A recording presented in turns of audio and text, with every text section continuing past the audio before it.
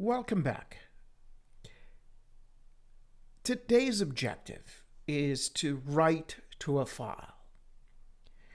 And let's suppose you have two strings, data1 and data2, that you want to send to a file. Let's say while the program is running, you will enter a value for data1 and a value for data2, but you want to store these values into a file. At this stage, let me show you the directory. Let me just get here where that file is. So this is my source code right here. So what we're going to do is we're going to see that if I compile this, we're going to have the application, but then we're going to put a few lines of code here where it will create a file for us, a repository, if you may, to store data in it. So first, let's compile this for a second, just so you understand the file structure. So let me just compile this. There you have it. Okay, and let's go to that directory again. Now we have two files. We have the executable, which is the application, and we have the source code.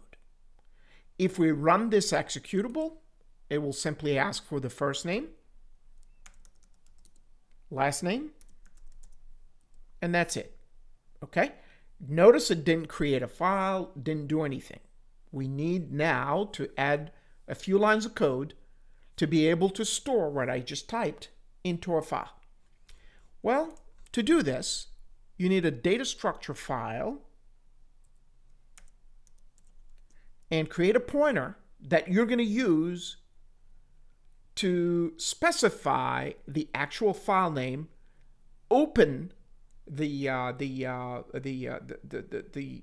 utility to write or to be in write mode or append mode or read mode. So there are many modes in which you can access a file, and then make sure that you close the file. Okay? So this is a pointer, and let's call it file PTR for now. Okay? And what I'm going to do now is I'm going to use what we call two functions, fopen and fclose. So there will be two functions, one to open a file and one to close the file. Okay? So will be for fopen to work, what we're going to do is tell it in what mode we're going to do this.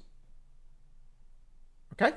So if you were to do fopen, which is a function, and you're going to tell it what is it you're trying to open. Okay? And in our case, it's we want to associate it to file PTR that we have there. Okay? And so to associate it to it, you're going to put file PTR over here. And now fopen, okay, what? Well, name the file. Let's call our file names.txt. So that is where we're going to store the file. And now we're going to say in what mode we're going to be doing this. And I'm just going to put W, which is for write, semicolon. Okay, so this syntax right here will open the file. If it doesn't exist, it will create it for you. And then when we're done, we're going to have to do fclose. But fclose works this way. You put the pointer in there, file PTR, in this manner. So you open it, and then you close it. When you open it, you're assigning it to this pointer. When you close it, you're using the pointer to close the file. Now let's compile and run this program for a second.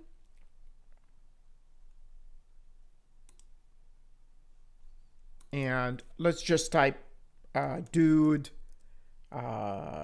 again. And let's look at what we have.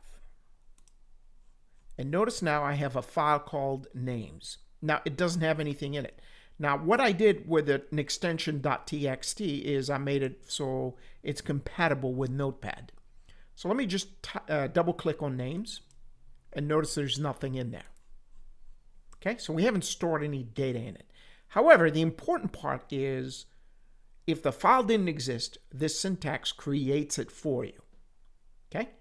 All right, so it will be open. While it's open, we're going to have to do certain things. Okay. So let's go ahead and do something with the file by sending data 1 and data 2 to the file. So this is where the actual writing happens. Now remember, when we wrote to the screen, we use printf. To write to a file, you use fprintf. fprintf. Okay? And then same thing, %s, you have two strings, put a space in between first name and last name, %s.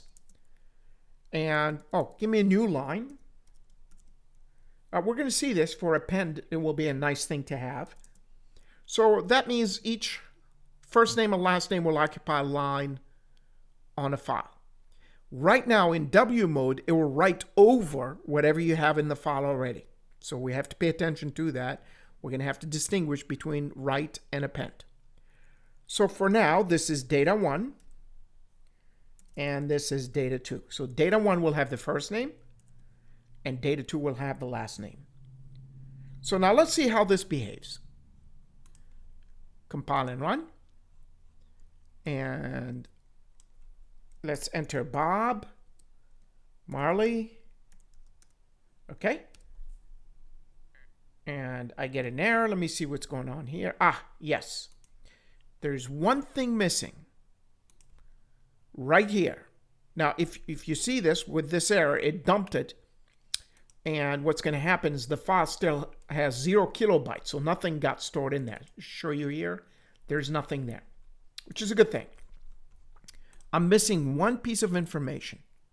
fprintf has to associate itself to the actual pointer you're using.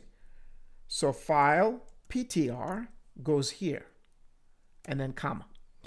So that way it knows, because you might have 2 or 3 files open. So which one are you dumping this data to? Okay, so this is nice. So let's go ahead and compile and run now. And let's do it again. Let's put Bob Marley back in.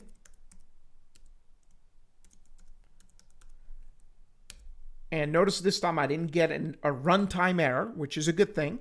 And let's look in the directory where I'm supposed to be saving these files. And notice now I have 1 kilobyte, right? That's a default value. And let's go to the file. And here we are. We have Bob Marley. Now, let's observe the write privilege that you have here for accessing the file. What does it do every time you run this program again?